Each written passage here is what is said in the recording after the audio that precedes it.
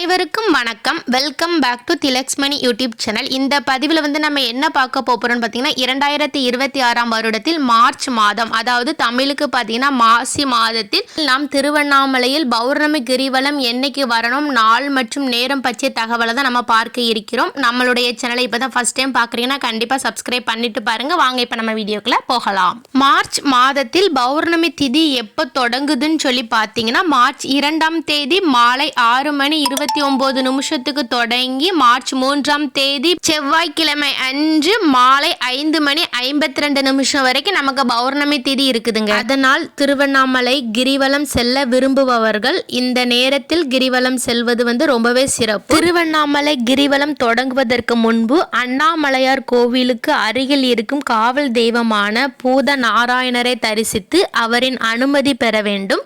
அவரை வணங்கிய பின் வழியில் உள்ள இரட்டை பிள்ளையாரை வணங்க வேண்டும். அதன் பின் ஆலயம் சென்று அண்ணாமலையாரையும் உண்ணாமலை அம்பிகையும் தரிசனம் செய்ய வேண்டும்.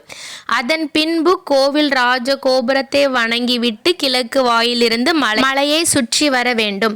இவ்வாறு நாம் பௌர்ணமி நாளின் போது கிரிவலம் செல்வதால் செய்த பாவங்கள் அனைத்தும் நீங்கும், உடலில் நல்ல ஆரோக்கியம் மேம்படும், வறுமைகள் நீங்கி பொருளாதாரத்தில் முன்னேற்றம் ஏற்படும். மேலும் பிரம்ம முகூர்த்தத்தில் கிரிவலம் வந்தால் நாம் விரும்பும் சித்திகள் நம்மளை வந்தடையும் என்று சொல்லப்படுகிறது. அதனால் முடிந்தவர்கள் பௌர்ணமி நாளன்று கிரிவலம் சென்று வழிபாடு செய்யுங்கள். ஓகே நண்பர்களே, இந்த தகவல் உங்க எல்லாத்துக்குமே பயனுள்ளதாக இருந்திருக்கும் நினைக்கிறேன். கண்டிப்பா இது போல தொடர்ந்து தகவல் அறிய நம்மளுடைய திலக்ஸ்மணி யூடியூப் சேனலை சப்ஸ்கிரைப் செய்யுங்கள். நன்றி, வணக்கம்.